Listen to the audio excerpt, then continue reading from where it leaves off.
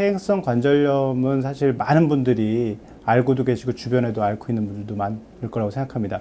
예전에 이제 나이 들면서 얼굴에 주름이 생기듯이 자연스럽게 생기는 병이라고도 생각했었는데요. 사실 반드시 그렇지는 않습니다. 요새는 퇴행성 관절염이라는 말보다는 골관절염이라는 표현이 더 정확한데요.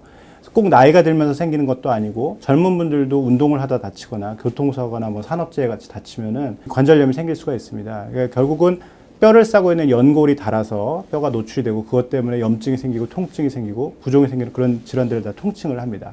그렇지만 이제 우리가 오인하기 쉬운 거는 관절이 아프면 모두 또 퇴행성 관절염 또는 골관절염 생각하기가 쉬운데 그것 말고도 염증성 관절염이라고 부르는 대표적인 류마티스 관절염이라든가 또는 요새 특히 식생활이 바뀌면서 많이 생기는 통풍성 관절염 여러 가지 또 관절염 증상은 다양하게 있을 수 있기 때문에 구별이 필요하죠. 퇴행성 관절염은 사실 앞으로 더 늘어날 겁니다. 나이가 점점 더 말 그대로 수명이 평균 수명이 길어지면서 그리고 또 환자분들이 또 운동 같은 것도 많이 하고 사고는 계속 일어나고 그렇기 때문에 퇴행성 관절염의 발생률은 점점 높아지는 게 특징입니다. 관절이라는 것은 우리 몸의 모든 뼈 마디를 다 말을 하죠. 그러니까 사실 관절염이라는 것은 어디에나 생길 수가 있습니다. 우리 뼈 마디는. 근데 제일 많이 생기는 데는 이제 무릎으로 알려져 있고, 그 다음은 허리, 그리고 고관절이나 손 마디가 아주 흔한데요. 제일 주 증상은 통증입니다. 근데 통증이라고 해서 전반적으로 뭐 아픈 것이 아니라 어떤 관절을 움직일 때 생기는, 무릎을 움직일 때, 허리를 구부렸다 펼 때, 손가락을 움직일 때 생기는 통증이 가장 대표적인 증상이 되어 있고, 그거 외에도 되게 다양합니다. 관절이 부종이 생긴다든가, 붓는다든가, 또는 뻣뻣해진다든가, 물이 찬다 그러죠. 그런 식으로 굉장히 꽉 찬 느낌이 생긴다든가, 그리고 심한 경우에는 관절의 움직임이 제한되기도 합니다. 무릎이 덜 구부러진다든가, 뭐 뻗정다리라고 하죠. 그래서 제대로 못 움직이는다. 이런 식으로 되고, 심한 경우에는 무릎에 오자다리 변형같이 변형이 오기도 합니다. 나이랑 굉장히 연관이 많이 있습니다. 물론 많이 있는데, 우리가 관절염을 크게 여러 가지 원인 인자가 있겠지만 가장 대표적인 인자가 물론 나이입니다. 근데 세상에 나이를 안 먹는 사람은 없겠죠. 나이가 다 먹는다고 해가지고 다 생기지는 않습니다. 사실 가장 큰 요인 중에 하나를 촉발시키는 요인 중에 하나는 체중이라든가 외상같이 외부적인 요인도 굉장히 중요해서 요즘 보면은 나이가 많다고 해서 다 활동을 못 하시거나 그런 것도 아닌 것처럼 어떻게 체중을 관리하고 부상을 입지하고 적절한 운동을 해서 근육을 유지하거나 그러면은 예방을 할 수도 있습니다. 그렇지만 어떤 유전적인 요인이 있다거나 또는 다리 모양이 처음부터 오자다리라고 하지 않습니까? 그런 게 있는 분들 같은 경우 또는 직업적으로 예를 들면 농사일 등으로 인해가지고 많이 쪼그려서 일을 한다든가 바닥 생활을 많이 한다든가 그런 어떤 가중시키는 요인을 갖고 있는 분들은 퇴행성 관절염이 남들보다 쉽게 올 수 있겠죠. 이제 관절염 치료라고 하면은 환자분들 되게 더 겁부터 내시는 경우가 많습니다. 이 관절염은 퇴행성이니까 내가 나이를 먹을수록 점점 나빠질 것이고 나중에는 수술까지 가야 되고 심지어는 다리를 못 쓰지 않을까, 무릎만 봤을 때는 어떤 관절을 못 쓰지 않을까 이런 생각을 할 수가 있는데요.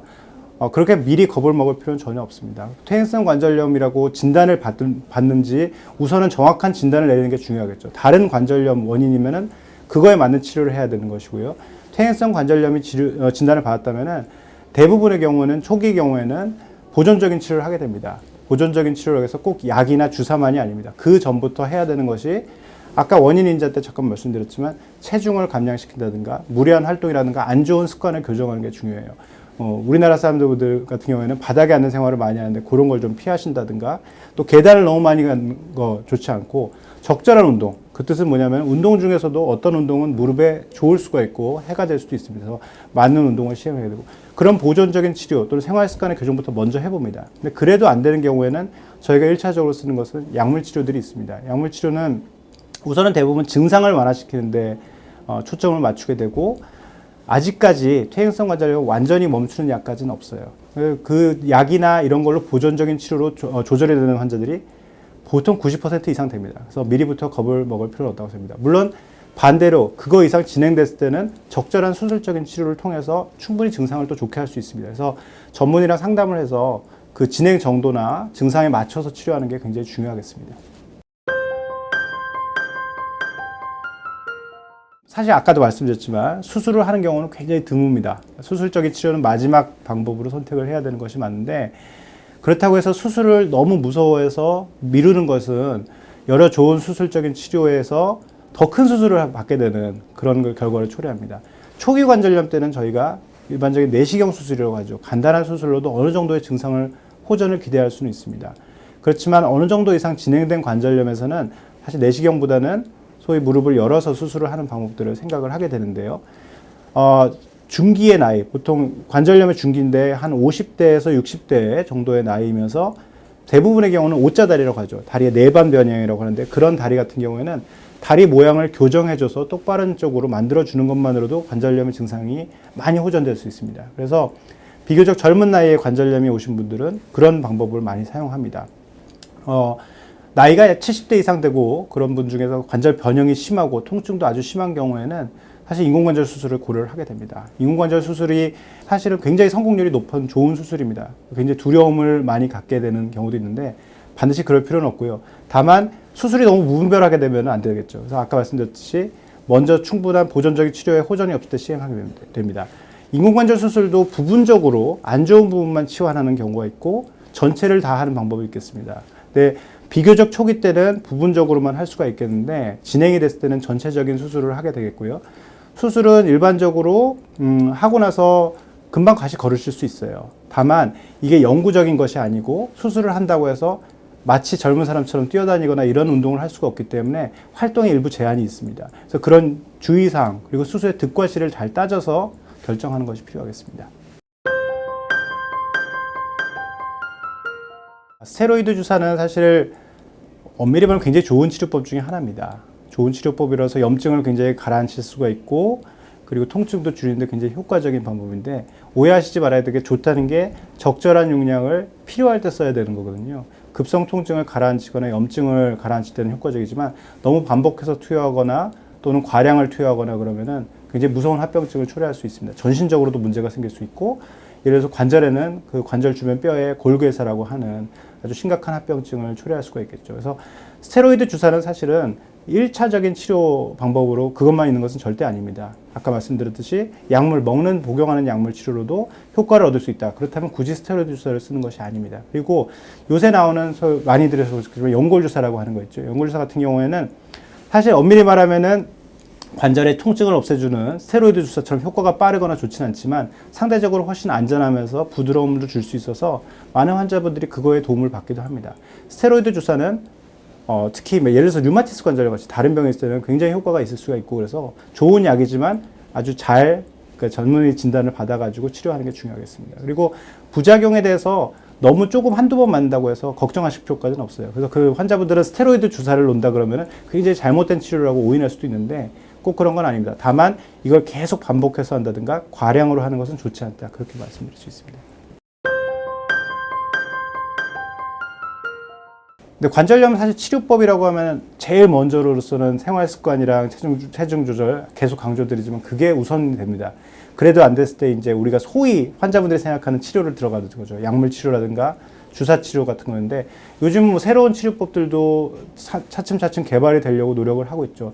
많은 분들이 관심을 가지는 뭐 줄기세포 치료법이라든가 유전자 치료법 같은 것들이 있는데 사실은 그건 굉장히 새로운 방법인 반면에 그만큼 아직 연구가 부족한 면도 있습니다. 그래서 분명히 우리가 앞으로 나아가야 될 길일 가능성은 많아요. 이제 이게 앞으로 더 발전될 가능성은 있겠지만 현재로서 그것만이 이제 뭐 대안이다 이렇게 말씀드리기는 어렵고요. 특정한 환자에서 굉장히 좁은 환자군이지만 분명히 도움이 될 수가 있을 것 같습니다. 어떤 경우냐면은 부분적으로 연골이 좀 안 좋은 분들, 그런 분들에서 수술을 하기 어렵다거나 수술에 대해서 굉장히 거부감이 있으신 분들한테는 선택적으로 시행을 할 수가 있어요. 그렇지만 아직은 이게 개발된 지가 오래되지 않고 있기 때문에 과연 지속성이 얼마 있지, 효과가 얼마 있든지 또는 부작용이 어떤 것지에 대해서 아직 명쾌하게 답은 없습니다. 그래서 아직까지 주 치료 방법은 약물 치료, 그리고 주사 치료, 그리고 수술 세 가지라고 보시면 되겠고 세포 치료도 분명히 그 대안으로 많이 연구가 되고 있어서 몇 년 후면은 충분히 그게 주류에 들어가지 않을까 예상하고 있습니다.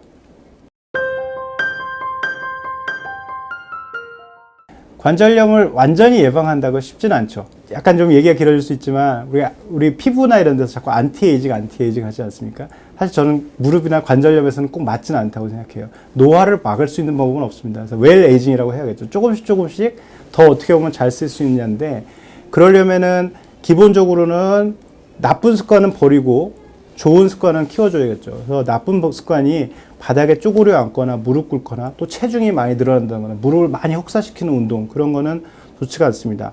좋은 습관으로서는 무릎 주변의 근육을 강화하는 운동들은 필요한데요. 일반적으로 운동도 어떤 운동은 무릎에 좋을 수 있고 무릎에 나쁠 수도 있습니다. 예를 들어서 등산 같은 운동은 사실은 굉장히 건강에 좋고 환자분들이 즐겨서 하실 수 있지만, 특히 내려오실 때 같은 경우에는 무릎에는 무리가 되실 수 있어요. 그래서 무릎이 안 좋으신 분이거나 관절염이 이미 시작되신 분들한테는 저는 등산은 가능하면 피하시라고 권합니다. 무릎에 좋은 운동은 수영이라든가 실내 자전거를 타시는 게 도움이 되실 수 있습니다. 자전거 같은 경우에도 타실 때 안장을 좀 높여가지고 무릎이 너무 많이 구부러지지 않게 하시는 게 좋겠고, 수영을 하신다면은 평영 같은 것보다는 자유형처럼 무릎을 좀 펴고 하는 운동이 좋겠습니다. 헬스클럽에 가서 운동을 하실 때 최근에는 이제 보면은 뭐 런지라든가 스쿼트라고 해서 뭐 역기를 들고 앉았다 일어났다든가 하는 그런 동작들을 해서 근육을 키우는 분들도 있는데, 무릎만 봤을 때는 그건 무리가 되실 수 있습니다. 그래서 앉아서 다리를 밀어주는 레그 프레스라고 하는데요. 그런 운동이라든가 레그 엘리베이터라고 해서 허벅지 근육은 키워주되 무릎의 체중은 덜 가게 하는 운동이 무릎 건강에는 좋겠습니다.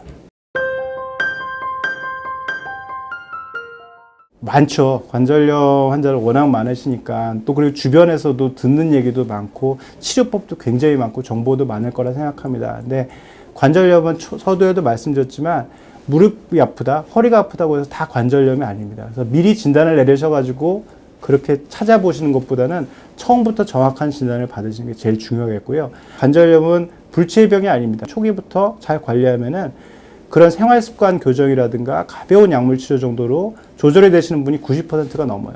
그리고 나이를 먹는다고 다 생기는 것도 아닙니다. 그래서 미리 두려워하시거나 미리 포기하셔가지고 어차피 오는 거다 이렇게 생각하시지 말고 적극적인 치료를 받으시고, 무엇보다 전문적인 치료를 받으셔가지고 올바른 진단, 올바른 치료 방법, 그리고 올바른 생활습관을 하면 충분히 극복 가능할 거라고 생각합니다.